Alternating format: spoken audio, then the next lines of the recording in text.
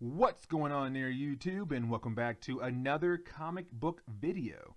Alright guys, so before we dive into the next storyline in our X-Men reading order, guys, I have a quick question for you guys. Is any of y'all out there a sports fan? Like, do you guys out there watch football, basketball, or soccer or whatever? I want to know. Because thing is, guys, my phone went off a half hour ago, and the Cowboys, the Dallas Cowboys, just cut Dez Bryant. And the thing is, guys, it's funny because I was sitting here in my office about to record, and I said the Cowboys should cut Dez Bryant. And like literally, like in 5, 10, 15 minutes, the Cowboys has cut Dez Bryant. And I was kind of like, yo, that's crazy. But anyways, let's go ahead and dive into the next storyline for the X-Men reading order we are doing here on my channel. Now guys, if you're new to my channel, basically every Monday I upload an X-Men video. We are currently doing the X-Men reading order. And right now guys, we are at the Phoenix Saga. Now this is the third video for the Phoenix Saga. Now guys, in this video right here, my goal is to basically show you the power of the Phoenix. Now, we're not going to see her at full power. We're going to see her at her base level of the Phoenix power. So right now, she is strong, but she gets stronger over time. So right now, you are just seeing the base level of the Phoenix. But anyways, guys, let's go ahead and dive in to the storyline right here.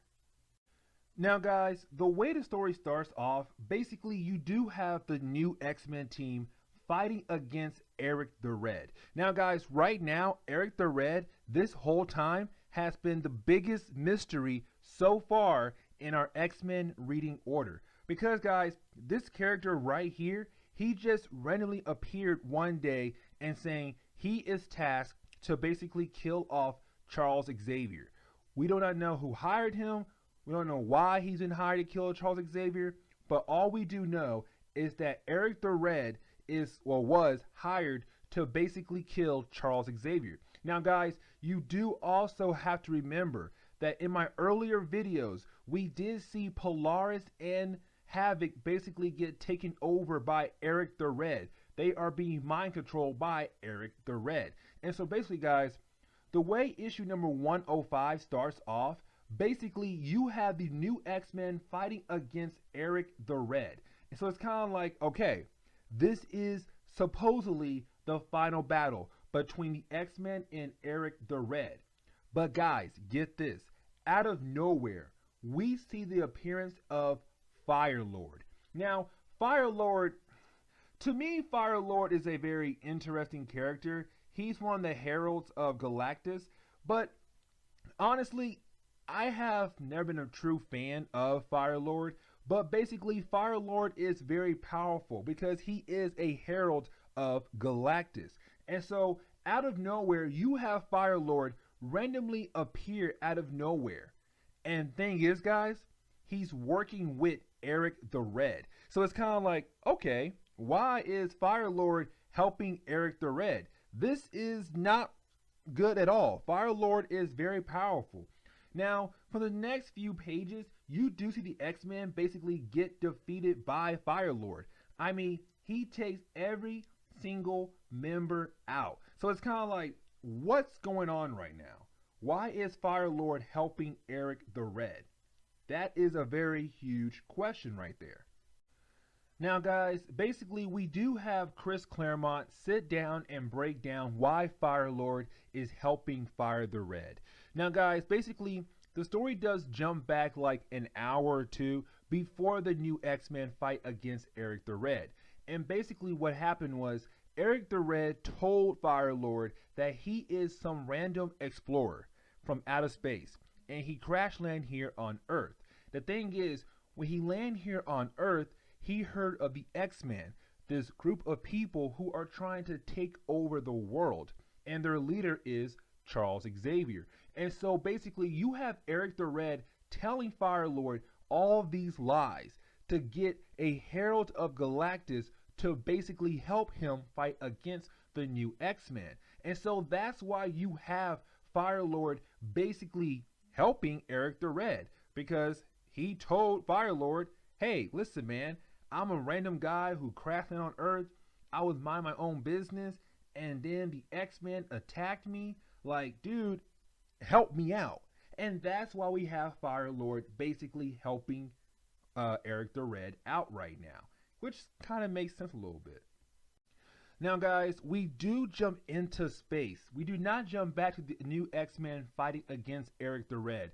Instead, we do jump into space. Now, in space, guys, remember, we do have this random princess, which we all know who it is, but we have this random princess basically flying through space, trying to get to Earth. Now, guys, in my last few videos, remember, I've been saying that how this princess right here, whoever she is, right now has been trying to contact Charles Xavier for the past like 10 issues before this book right here. Now, basically, guys, you have her saying, I am almost to Earth. Now, she is being followed because somebody wants to prevent her to get to Earth. Because one, she is wanted by her home planet. But two, they realize whoever she's trying to get help from are going to be powerful allies.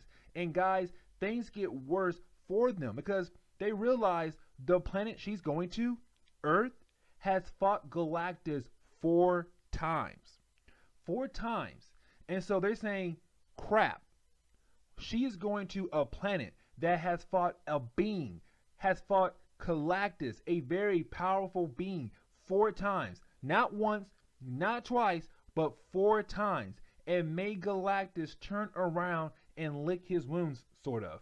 But basically, what's going on right now is that whoever trying to follow this princess, they're saying we have to be careful. We can't just jump in there and say, hey, princess, we're here for you. They have to be careful. Now, we do jump back down to Earth, to Charles Xavier and Jean Grey and Misty Stone. Now, guys, real quick side note, Misty Stone and Jean Grey are roommates. Yes, Misty Stone is the girlfriend of Iron Fist. I think they were dating at this time, Marvel Comics, but for right now, she is the roommate of Jean Grey. So right now you have Charles Xavier, Jean Grey, Misty Stone, and Jean Grey parents all in the apartment of Jean Grey and Misty Stone. Now, this is where I say, guys, we are going to see the powers of the Phoenix. We're going to see how strong she is. Because, guys, the thing is, as soon as they sit down to talk with each other, Fire Lord appears out of nowhere. And it's kind of like, well, crap. Here is Fire Lord. Like, this is not a good sign right now. Why is this random guy who's a Herald of Galactus here right now? And so, real quickly, Jean Grey has to turn into the Phoenix to protect her friends and the professor, Charles Xavier. Now, guys, things do get even worse because the princess who's been trying to get to Earth for the past few videos, for the past few issues of this storyline right here, she teleports right in front of Charles Xavier and she starts speaking to him in her native language. But of course, thanks to Charles being a psychic, he was able to understand what she's trying to say. But right now, you have him panicking because Jean Grey is right now the Phoenix. She comes out saying, because I am the Phoenix. And she starts fighting against Fire Lord. And guys, when I tell you, they go back and forth, they go back and forth. And it's kind of like, yo, this is a real fight right here. Yo, Jean Grey, beat Fire Lord's butt, like right now. Come on, girl, do it. Now, guys, just real quick, I want to sit down and talk about Jean Grey. All right, just real quick. Because the thing is, guys, basically, while Jean Grey being the Phoenix fighting against Fire Lord, you have Eric the Red watching the fight. Now, Eric the Red says this to us, the readers, that Jean Grey, right now, as the Phoenix, her power level is just as strong as Fire Lord. That right now, they are at equal power level. And then, guys, like I said earlier in my video, Fire Lord is a herald of Galactus. That Fire Lord is really, really powerful. And Jean Grey right now equals his power level. Now, guys, like I said, right now, we are just seeing Jean Grey at her base power level as the Phoenix. She gets stronger over time. So it's kind of like, okay, right now, it may seem like she's powerful, but it gets a whole lot worse for the X-Men family. Now, you do have Eric the Red realize, okay, Jean Grey has her hands full with Fire-Lord. The new X-Men, they are basically still kissing their wounds by getting their butt kicked by Fire-Lord. This is my time to complete my mission. Now, guys, this is where we find out that basically Fire-Lord, his main goal was not to kill Charles Xavier.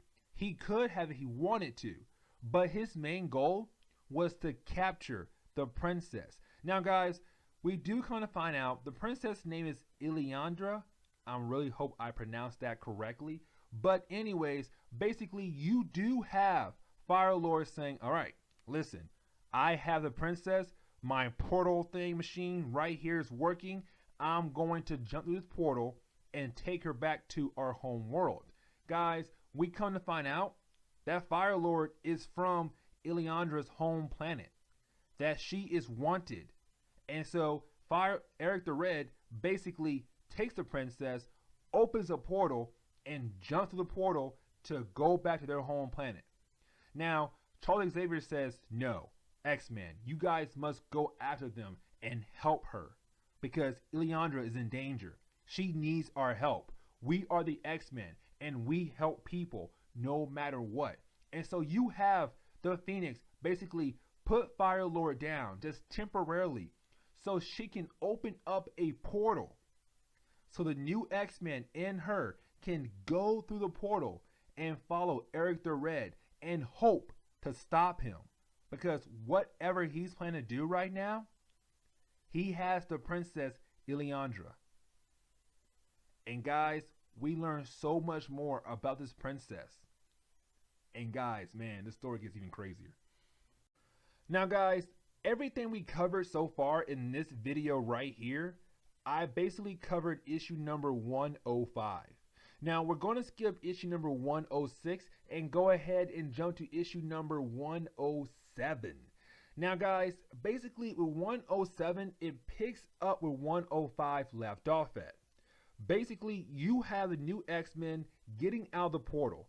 Remember, guys, they just walked through the portal to say, hey, Charles Xavier told us to go save his alien girlfriend. Let's go to this portal and find out where in the world we're going. Now, when the X-Men got through the portal, they ended up basically on a new planet, a brand new planet. And you have all the new X-Men look around kind of like, where in the world are we? Like, we were just told by Charles Xavier to go save his alien girlfriend. And here we are on some random planet. Where are we? Now, guys, this is where we get the introduction of the Shire Empire, which I'm pretty sure I just mispronounced again for the 15,000th time. But anyways, we have the introduction of the Shire Empire. Now, basically, guys, they start telling Cyclops that, listen, your princess you want so bad, Ileandra, she is an outlaw. She is wanted by our laws. And right now, she is being held as a prisoner. And so you have Cyclops saying, all right, well, listen, my boss, Charles Xavier, told me to come here and save his alien girlfriend. So we're going to fight you guys. And basically you have the X-Men fighting against the Shire Empire. Now, guys, you do have them go back and forth. I mean, you got Wolverine being Wolverine, kicking butt a little bit on the sideline. You got Nightcrawler and Colossus fighting a monster. You have Cyclops trying to get Jean Grey to wake up because right now Jean Grey is knocked out because she used her powers to open the portal up for them. And so you have the X-Men all over the place just fighting against the Shire Empire, a new group of people that they've never seen before. So it's kind of really cool to see them fight these characters. Now, guys, this is where I say Chris Claremont basically sat down and said, okay, it's time for me to break everything down. Break everything down so you guys can truly understand what in the world is going on in the Phoenix Saga. Now, guys, basically, you do have Ileandra being held hostage by her own brother. So while the X-Men are fighting against the Shire Empire Royal Guards, you have Ileandra being held hostage by her own brother. And the thing is, guys, her own brother wants to get rid of her, wants to kill her off. And so basically, he used a creature called Soul Drinker. So it's kind of like, all right, that's a bad name for a creature, but I see what it's going to do. It's going to drink her soul. And guys, the creature, it tries to drink her soul. Now, you do have Nightcrawler saying, don't worry, guys, I have powers. I'm going to basically teleport over there and save her life. Now, he does that. He does go over there and saves her life and basically teleport her back to the rest of the X-Men. Now, you do have Cyclops saying, listen, Ileandra, I need you to tell me what in the world is going on. Why do you fly all the way to Earth, to the X-Men, to get help? Now, she says this right here. On her home planet, there was a civil war, and her brother won the war. Her brother basically rules the planet. The thing is, he wanted to kill off his sister, which is Ileandra.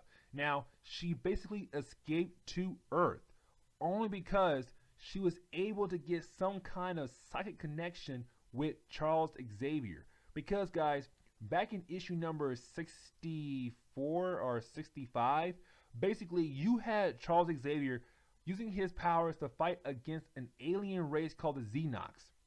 And when he used his powers to fight against the Xenox, Ileandra was able to feel his psychic powers all the way where she was at in space. It basically gave her a connection through their powers to say, you know what? This guy right here is very powerful. I can feel all his past memories with the X-Men and other superheroes. Let me go to Earth where I will be protected by them. And that's why she went to Earth. For one, get protection, but two, hopefully get help to fight against her brother. Now, guys, this is where I say things get even crazier, guys, because basically you have the Shire Empire, the Royal Guards, basically start beating up the X-Men. The X-Men start losing against the Shire Empire. So it's kind of like, well, crap. What can the X-Men do? They were able to hold their ground just for a tad bit, but now they are in trouble. They need help. And guys, we get the introduction of the Starjammers, and things get even crazier. Now, guys, to go ahead and wrap this video up, basically, guys, you have the X-Men working alongside with the Starjammers. Now, guys, real quick side note. You have Jean Grey realize the leader of the Starjammers, Corsair, I cannot pronounce my names, but basically she realized that Corsair is from Earth, but also he is speaking an American language, an American accent. And so you have her looking at him like, you could be a possible threat. Let me read your mind. And so she does read his mind, and she realized there is some connection with him and Scott Summers. Now, I am going to save that connection reveal for the next video. But for right now, there is some connection with Corsair and Cyclops. Now, you do have the new X-Men and the Starjammers basically still trying to fight against the Shire Empire. But you do have Ileandra's brother saying, you fools. While you guys are out there fighting each other, my Death Stars in space are now aligned. And basically, guys, right now, they are going to power up my crystal, I cannot pronounce this name, I'm trying my best, the Macran crystal. And this crystal is about to be the most powerful object in the universe. And he was not lying. The Macron crystal lights up and a blink happens. And that closes this book right here. So guys, I'm going to go ahead and end today's comic book video. In the next video, my goal is to cover issue number 108 and 109. But guys, anyways, I'm out of here. I will see you guys on the next comic book review. Have a good day, guys. Later.